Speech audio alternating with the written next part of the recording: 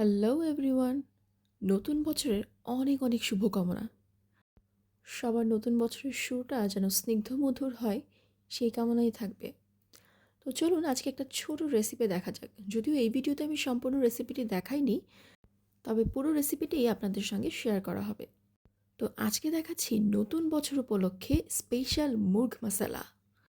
প্রথমে আমি পরিমাণ মতো তেলে কিছু গরম মশলা ভেজে তারপর এতে একটা মিশ্রণ অ্যাড করেছি। মিশ্রণটা মূলত আমি ব্লেন্ড করে নিয়েছিলাম, যাতে টমেটো, পেঁয়াজ, আদা, রসুন এই কয়েকটা জিনিস আমি ভালো মতো ব্লেন্ড করে নিয়ে এখন দিয়ে দিয়েছি। যেহেতু এটা মুরগ মশলা হচ্ছে, একটু স্পেশাল তো হতেই হয়। তো এই তো ব্লেন্ড করা মশলাটা দিয়ে বেশ কিছুক্ষণ নেড়ে চেড়ে হালকা ভেজে নেওয়ার পর এতে রেগুলার ব্যবহৃত কিছু মশলা অ্যাড করে দিব। ধনিয়া গুঁড়ো, হলুদের গুঁড়ো এবং মরিচের গুঁড়ো। এই ৩টা দিয়ে আর একটু পরিমাণ মতো লবণ দিয়ে ভালোভাবে নেড়েচেড়ে মশলাটা মিক্স করে ফেলছি। এটাকে একটু বেশিক্ষণ জাল দিয়েছি যেন পুরো মশলাটা ব্লেন্ড করা মশলার সঙ্গে ভালোভাবে মিক্স হয়ে যায়।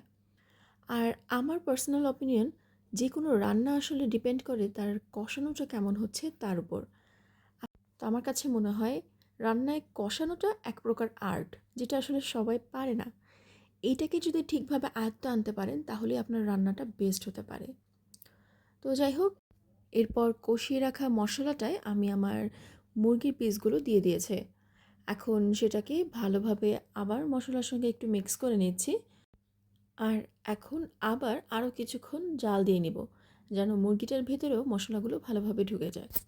তো এই মুরগ মশলার পরের অংশটুকু দেখার জন্য অবশ্যই পাশে থাকবেন। আজকে এ পর্যন্তই।